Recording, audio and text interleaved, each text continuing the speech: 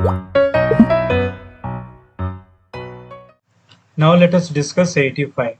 A compound is formed by cation C and anion A. Okay.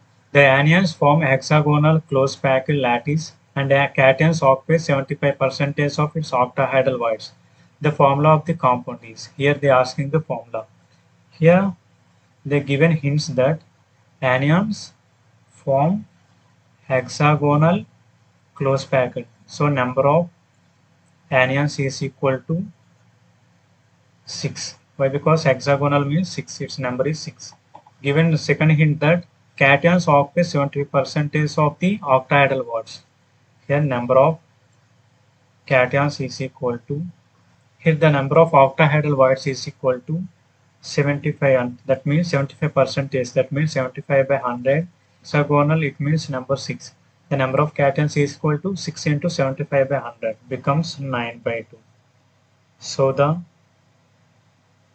formula of the compound is